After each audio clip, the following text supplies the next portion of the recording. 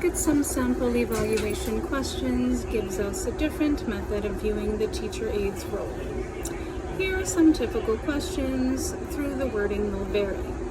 Is the teacher aide well prepared and well organized?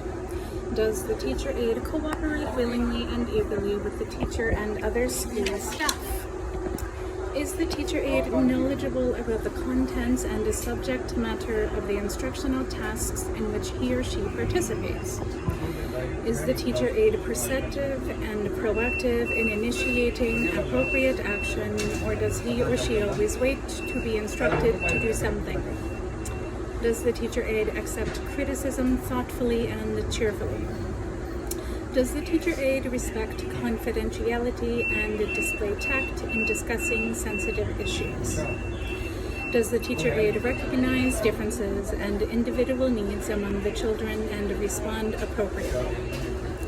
Does the teacher aide maintain a positive demeanor and help students feel confident and motivated? Does the teacher aide display sensitivity to the feelings and emotions of students? Does the teacher aide remain composed and effective in stressful situations? Although the preceding questions are phrased in a yes or no manner, one-word answers are not sufficient, especially in any area where there is deficiency. Space must be left on the form to expand and give examples. Examples should also be discussed in more detail after the written forms have been submitted.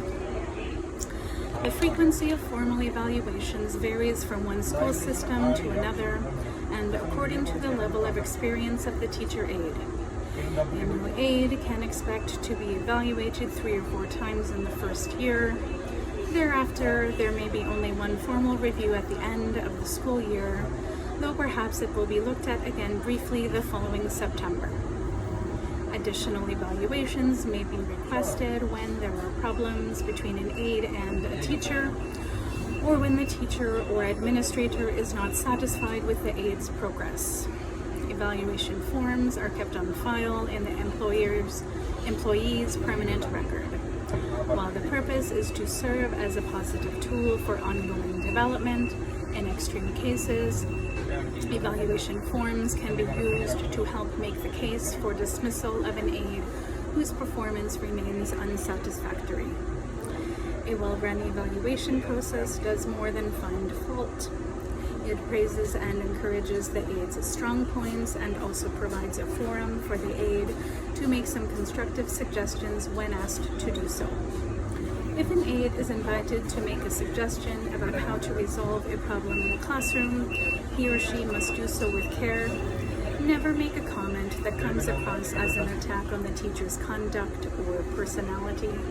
Stick with describing the process of interaction and focus on solutions. Concentrate on the positive action that you wish to propose rather than the negative action you wish to correct. There are many different reasons why some of your suggestions may not be adopted. You may not have a full understanding of the underlying nature of the problem or of the legal or ethical rules that constrain action of a certain type.